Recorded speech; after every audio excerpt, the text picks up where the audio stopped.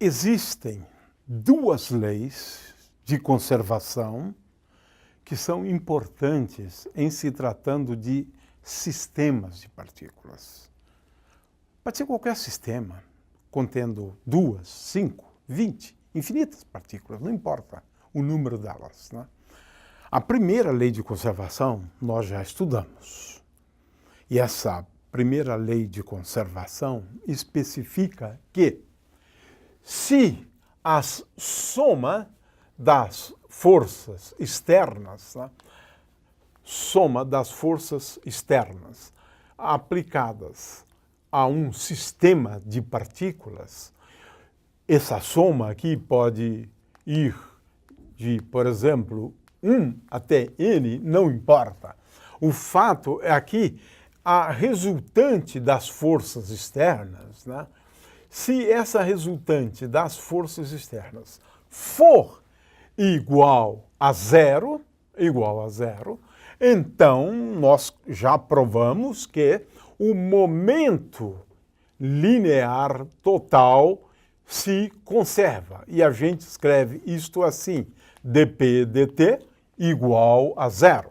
Ou seja, P é igual a P índice zero, para indicar que é constante, é a solução dessa equação aqui. Nós já estudamos isto e já fizemos várias aplicações. Agora, vamos considerar uma segunda situação, e que pode ser concomitante com esta aqui, mas, de qualquer maneira, em princípio, pode ser independente destas. Ou seja, vamos considerar o caso em que, sobre um corpo rígido ou sobre um sistema, aí não importa muito, mas estamos aqui particularmente interessados, né, num corpo rígido.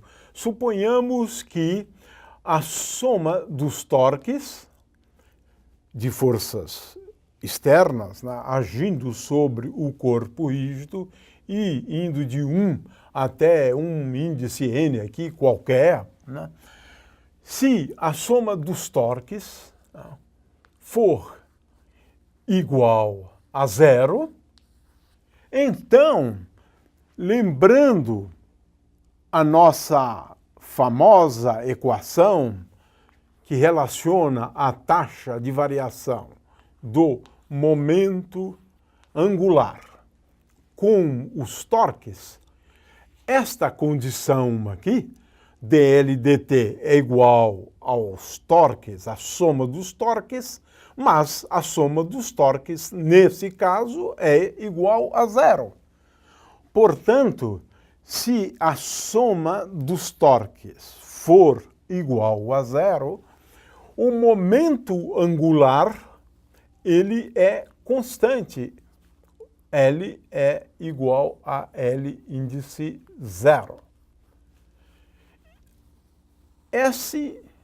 Este é o princípio da conservação do momento angular. Quem é o momento angular? Agora, estou falando do corpo rígido. O momento angular é o momento angular do sistema de partículas. Ou seja, o momento angular total do corpo rígido, ou o momento angular do corpo rígido, é constante se a soma dos torques aplicados ao corpo rígido for igual a zero, se eles se anularem. Ou se não estiverem sob ação de forças, também vale isso, é claro, é claro. É uma situação mais simples, né? O fato é que, na ausência de torques, o momento angular se conserva. E, às vezes, a gente observa uma série de fenômenos que estão associados a isso, e que podem ser explicados somente à luz da conservação do momento angular. Este é o caso, por exemplo, de uma bailarina e que nós sabemos, muitas vezes, aumenta a sua velocidade angular por conta de uma modificação geométrica. No caso, estaríamos falando cientificamente em alterar o seu momento de inércia de tal maneira a que nós estamos aqui considerando sempre o caso da conservação do momento angular. E por conta disso, pode ser que eu altere, ao executar um movimento ou mudar a conformação do corpo, eu altero o momento de inércia ou os momentos de inércia, altero a matriz associada ao momento de inércia, e alterando essa matriz, eu vou ter automaticamente uma mudança na velocidade angular. De tal forma que I vezes ômega antes é igual a I vezes ômega linha depois. E é isso que importa. De forma que, em princípio, se eu tenho aqui I, vamos simplificar isso, I vezes ômega, antes isto aqui é igual a I', eventualmente, ômega', porque o momento angular antes, que é L, é igual ao momento angular depois, que poderíamos chamar de L'. Isso aqui explica, então, esse movimento fantástico que a gente vê muitas vezes na patinação do gelo. Mas temos aqui outros exemplos. Vamos assistir a esses vídeos.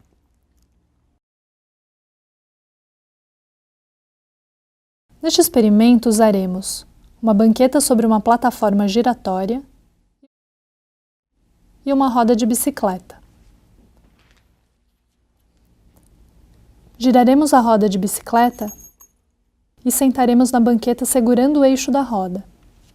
Quando mudamos o eixo de rotação da roda de bicicleta da posição vertical para a posição horizontal, notamos que todo o conjunto sobre a banqueta passa a girar no sentido contrário ao sentido de rotação da roda. Ao voltar à posição original, o conjunto para de girar. Se invertermos a posição horizontal do eixo da roda, o conjunto também passará a girar no sentido contrário. Ao girar a roda da bicicleta, ela adquire momento angular, que é uma grandeza vetorial com módulo, direção e sentido.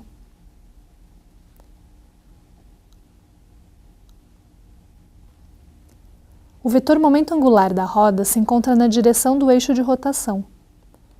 Quando mudamos a posição do eixo da roda da direção horizontal para a vertical, alteramos também a direção do vetor momento angular. Para conservar o momento angular do conjunto todo, a plataforma girante passa a girar com o vetor momento angular no sentido inverso ao da roda, e dessa forma toda a plataforma que estava parada começa a girar.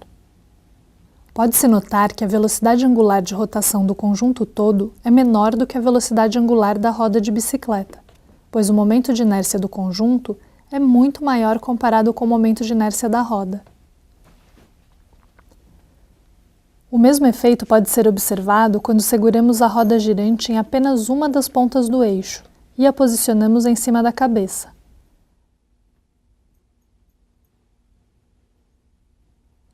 Neste caso, também para conservar o momento angular, o conjunto todo passa a girar no sentido contrário à rotação da roda da bicicleta.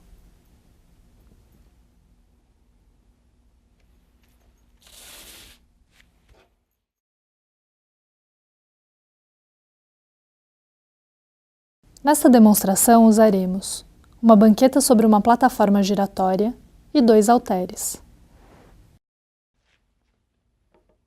Iniciaremos sentando na banqueta e segurando os 2 halteres com os braços esticados.